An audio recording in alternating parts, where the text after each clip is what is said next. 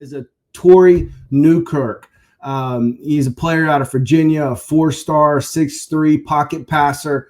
Trevor, give us a little bit of information, about Au'tori Newkirk, and then also Troy's going to chime in here with us as well. Yeah, man. We were talking about who we were going to break down if we wanted to do everybody, and Atori is really intriguing to me, man, because he's a guy that he's a late bloomer, I guess you could say. He wasn't highly ranked, and then I believe 24/7 added him as a 4-star at the last rankings. But I mean, the kid put up numbers 30-0 as a starter, back-to-back state champion, 2-time player of the year, Virginia. So I'm intrigued by him. I think he's obviously got a ways to go, but no better coach to work with than Bill Belichick. So I'm very intrigued by him. I mean, to me, man, he just watching his huddle here, he reminds me of a left-handed Geno Smith. Really, he's not that mobile, but I don't know, something about him in the pocket, the way he moves, it reminds me of him. What you think, Troy? I see. I could see Geno. My first thoughts when I'm watching right here is a little bit of like a Lamar-esque in the pocket and just how he conducts himself on the field. One thing that intrigues me about this kid, I did some digging on him because I'll be honest with you, I didn't forget about him, but you just with the portal and everything you got going on, man, sometimes you just lose track of who you have on the team. And certainly guys practicing without numbers doesn't help, but that's a conversation for a later date. But one thing that intrigues me about this kid is, after doing some digging on him, I sent you guys a YouTube clip. He is highly, highly, highly revered within the high school football kind of realm or whatever you want to call it in that, that part of Virginia that he's at. 30-0, 2-time state champion. And just from what I've looked into, it wouldn't shock me if he got the key to the city one day, the way they talk about him. But he seems like a kid that can come in and develop. I like some things. I think he's got a pretty good arm on him. It may be a situation where you may see him redshirt as well, but certainly a guy that oozes athleticism. Hearing him talk on camera in interviews, he's got a confidence about himself and a swagger. I always kind of pay attention to that with guys. What's their body language like? What kind of mindset are you getting? Trevor, or you've heard me say it, Chris, you'll get familiar with me saying it this year, but you got to have them dogs with you, man. You got to have some dogs with you. And I think Au'tori can kind of bring some of that dog.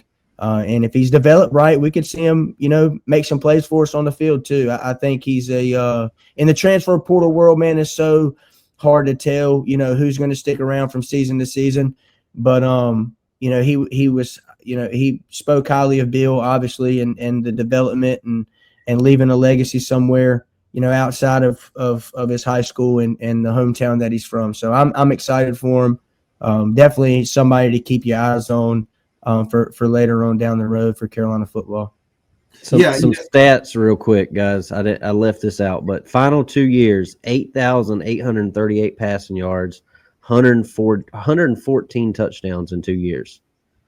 And that's in the 757. So that's solid competition down there he's going against. So let me ask y'all this. Which one do you think is more impressive, 30-0 or 114 touchdowns? For me, it's 30-0. Chris, what you got? Oh, that's hard because, 30-0, you got to have the whole picture of a team, right? Like everybody's got to be contributors, right? Defense, good coaching to be 30-0. Now to throw 114 touchdowns over 2 years, 8,000 yards, that's really impressive. You're going to have an offensive line that's going to block for you, good, capable wide receivers. But if I'm talking individually, right, if I'm looking at, just talking individually about Au'tori, that's more impressive to me. Go ahead. I remember when when he committed to North Carolina, I was looking at reading up about him, and I was like, man, how is this kid 4-star, 22nd ranked in the nation? How is he not? Where is his offers at? Like, Yeah. Because I'll be honest. First I looked at his offer sheet, didn't really look at who he was, and I was like, who is this? Like, what's going on here? Because this is one of the newer commits, early on commits for Belichick. And then I got reading up on him, and I was like, okay, we're starting to see some of the Belichick, coming Development. out. Yeah, development, finding diamonds in the rough. Tell me a little bit about that, guys. Like, what, one of y'all wrote in the show notes for today was Belichick compatible. Talk to me a little bit about that. How do you see his game being Belichick compatible? Well, man, I'll answer your question, but one thing I wonder about this, was this like somebody got in Bill's ear and was like, hey, check out this kid, or did Lombardi and his staff find this kid? That's because we know Lombardi's got a big scouting department that he's got breaking down film and stuff. So I would love to know that answer one day. But I mean, to me, man, he's a guy that looks like he can make every throw. A big quarterback, tall, pocket passer. So he just fits. Other than being left-handed, he just fits something that I think in the Bill Belichick system could really be good one day, especially if he sticks around. I hope he does. Yeah, it'll be interesting to kind of see how he fit, seeing the development of him.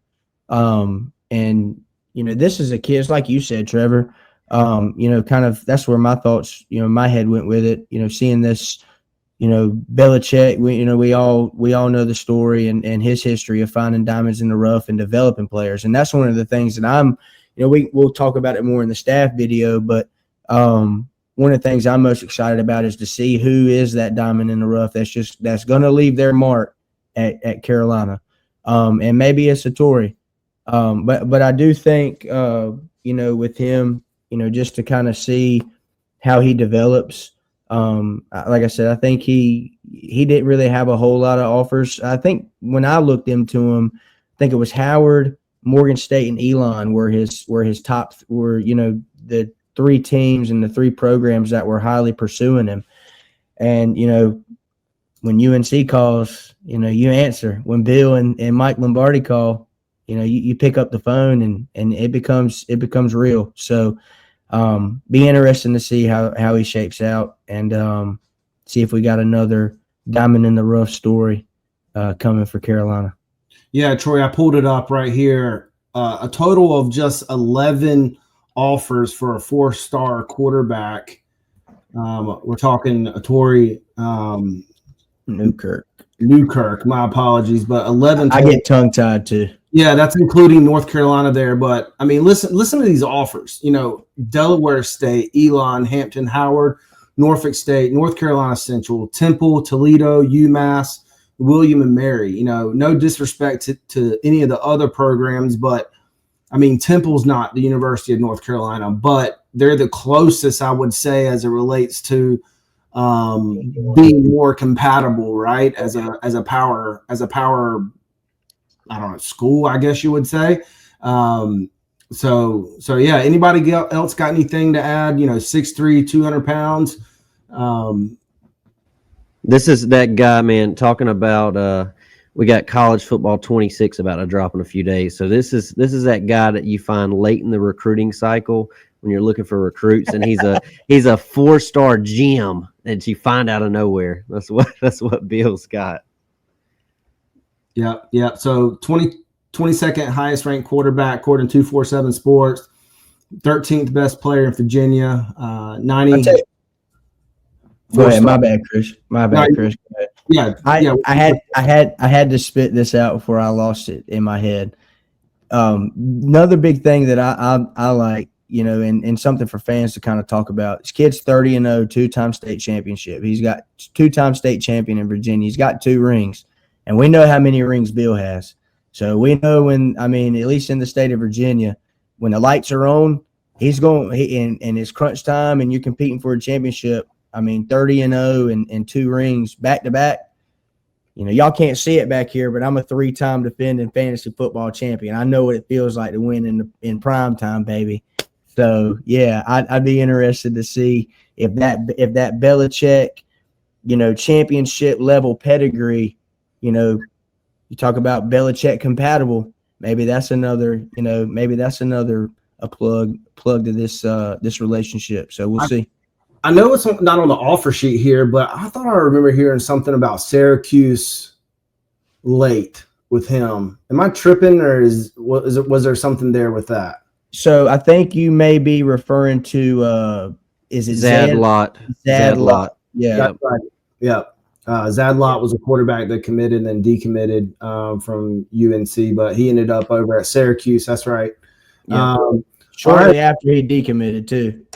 Yeah. Yeah. So there it is. Au'tori Newkirk coming in as a freshman, potentially a good candidate for a red shirt there. Hey, Tar Pit crew, thanks for hanging with us today. Quick shout out. Today's episode is powered by Untapped Sports Network. Big thanks to them for the support. If you like this episode, do us a favor. Like it, drop a comment, and share it with a friend. That kind of support goes a long way in keeping the podcast rolling. Make sure you're subscribed and following the Tar Pit podcast on whatever platform you're listening on right now. And don't forget to follow us on social. We're on X, formerly Twitter, TikTok, Instagram, and YouTube. Just search the Tar Pit Podcast and you'll find us. Until next time, go Heels.